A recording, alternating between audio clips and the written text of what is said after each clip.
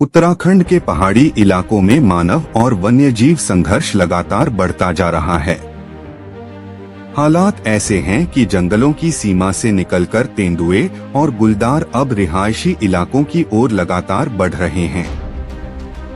इससे ग्रामीण क्षेत्रों के साथ साथ शहरों में रहने वाले लोगों के बीच भी डर का माहौल बना हुआ है। अल्मोड़ा जिले में भी गुलदारों की बढ़ती गतिविधियां स्थानीय लोगों के लिए चिंता का विषय बनी हुई हैं। लोगों का कहना है कि पिछले कुछ वर्षों में रिहायशी इलाकों के आसपास गुलदारों की मौजूदगी बढ़ी है। अल्मोड़ा शहर में भी गुलदारों की चहलकदमी अब लोगों के लिए नई बात नहीं रह गई है। स्थानीय लोगों के मुताबिक जंगलों में भोजन की उपलब्धता कम होने के कारण वन्यजीव आबादी वाले क्षेत्रों की ओर रुख कर रहे हैं। इसका सबसे ज्यादा असर उन ग्रामीण और पहाड़ी इलाकों में देखने को मिल रहा है, जहां जंगल और आबादी के बीच दूरी बेहद कम है। बीते कुछ समय में अल्मोड़ा जिले में वन्यजीवों के हमले और रिहायशी इलाकों में गुलदारों की मौजूदगी की कई घटनाएं सामने आई हैं। गुलदारों की आवाजाही से बच्चों, बुजुर्गों और महिलाओं की सुरक्षा को लेकर परिवार चिंतित हैं। स्थानीय लोगों का आरोप है कि वन विभाग की ओर से जागरूकता अभियान और निगरानी तो की जा रही है, लेकिन समस्या के स्थायी समाधान के लिए ठोस नीति की जरूरत है। लोगों का कहना है कि जब तक वन्यजीवों के आबादी वाले क्षेत्रों में आने के कारणों पर काम नहीं किया जाएगा, तब तक ऐसी घटनाओं का सिलसिला जारी रह सकता है। वहीं वन विभाग का इस पूरे मामले पर अलग पक्ष है। अल्मोड़ा के डीएफओ के मुताबिक विभाग लगातार लोगों को जागरूक करने के लिए अभियान चला रहा है। ग्रामीणों और आम लोगों को गुलदार की मौजूदगी की स्थिति में सावधानी बरतने और सुरक्षित रहने के बारे में जानकारी दी जा रही है। वन विभाग का कहना है कि वन्यजीवों की गतिविधियों पर लगातार नजर रखी जा रही है और इसके लिए टीमें अलर्ट मोड पर हैं।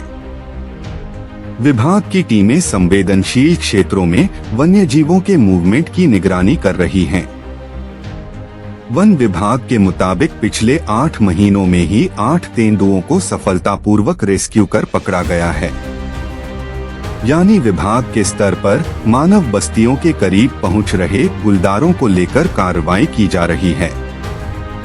हालांकि सवाल सिर्फ रेस्क्यू तक सीमित नहीं है।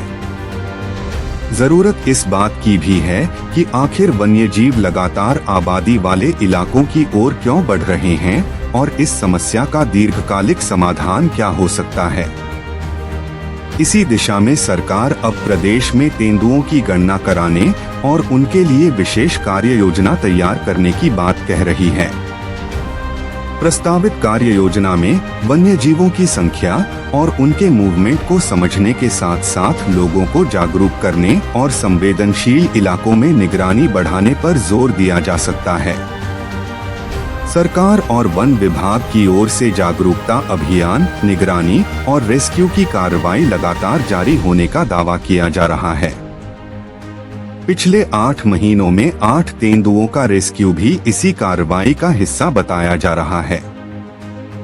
लेकिन पहाड़ों में रहने वाले लोगों की चिंता अभी खत्म नहीं हुई है।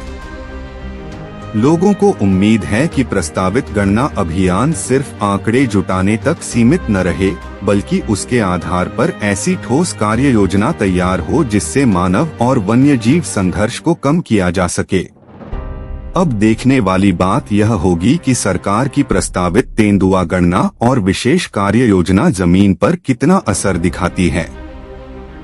क्या इससे गुलदारों की बढ़ती आवाजाही पर प्रभावी नियंत्रण हो पाएगा या फिर पहाड़ी इलाकों के लोग इसी तरह गुलदार के खौफ में जीने को मजबूर रहेंगे।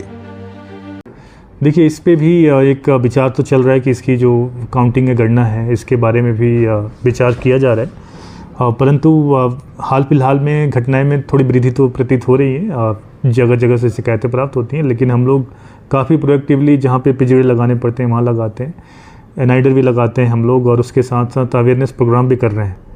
और जिला अधिकारी महोदय का भी निर्देश है कि लोग आसपास झाड़ी का कटान करें, स्कूलों में झाड़ी की कटान करें। प्रिंसिपल को जो भी बोले गए हैं, और उसके साथ साथ नरेगा के माध्यम से भी जहाँ तक संभव होगा ये झाड़ी कटान इत्यादि की जाएगी, क्योंकि अधिकतर जो घटनाएं होने की संभावना होती है या आसपास जो झाड़ी होती है उसकी वजह से जानवर जो है आबादी के बहुत पास आ जाता है। तो ऐसी घटनाएं ना हो उसके लिए हमें थोड़ा सतर्क भी रहना है और समझदारी से ग्रुप में भी चलना है और लोगों को अवेयर भी करना है, जो हम कर रहे हैं। पिछले यदि 8-9 महीने की बात करें तो लगभग 10 या 11 जो लेपर्ड हमने ट्रैप किए हैं उसको।